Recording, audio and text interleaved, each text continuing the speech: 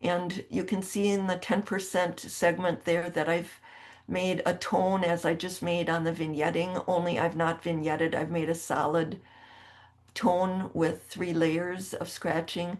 Right below that tone is a tone that's been made of stipple by taking little attack marks onto the black scratch board. You can't just dot it, it doesn't take enough off. So you have to kind of attack it. And then below that stipple, I've done 3 lines, and those are lines that once you replicate or once you increase percentages, in 20% I have 4 lines, in 30 I have 5. When you get down to 80, the multiple lines have made a whiter value, as have the stipple, as have the multiple layers of scratching. And back to the 10%, it's basically in my hand pressure, it's 1 layer. When I do two layers, it's 20%, 3 layers, it's 30%, etc.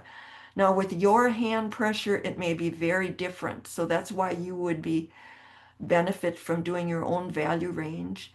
And the beauty of this value range is that once I go to my photograph, I can put it up against any portion of my photograph and know how much I have to scratch off.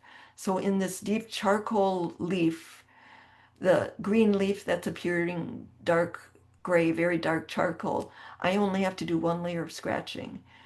Similarly, in the petal shadows, I have to do 20%.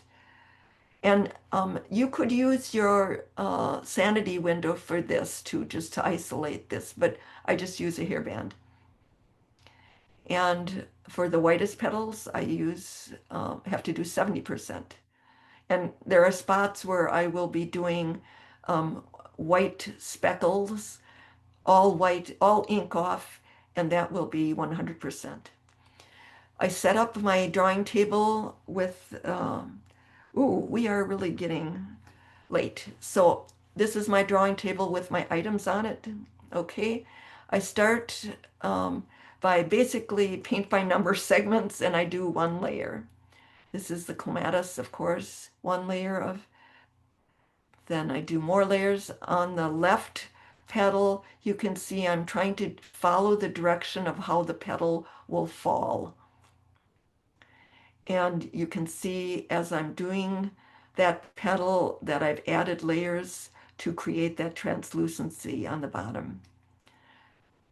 Doing the same kind of step by step and doing a little bit more on the central portion of the clematis. Here I've goobered up a lot of the bottom of this petal, and you can see I put much micron pen black ink on the top of it.